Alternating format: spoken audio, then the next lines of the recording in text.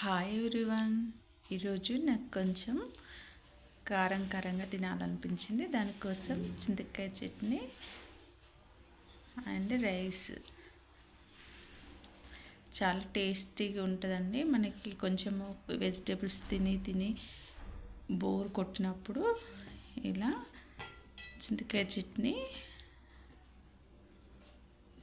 చట్నీతో తింటే చాలా టేస్టీగా ఉంటుందండి. ఇది మా అత్తమ్మ ఊరు నుంచి వెళ్ళి పంపించిందండి చట్నీ.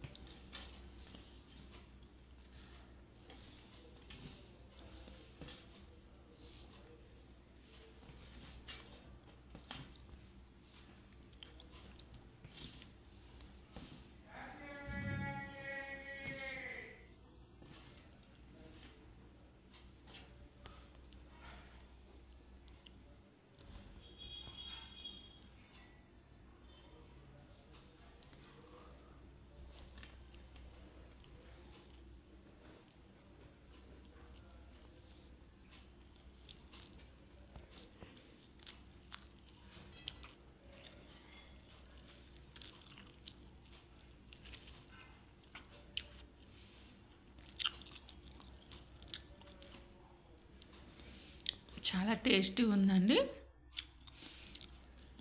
చింతకాయ చట్నీ ఎలా తయారు చేసుకోవాలో నెక్స్ట్ వీడియోలో చూపిస్తా అండి.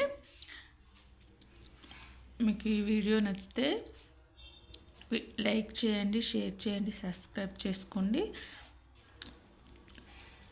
ఇలా అయితే చాలా టేస్టీగా ఉందండి. మీరు కూడా ట్రై చేయండి. Thank you.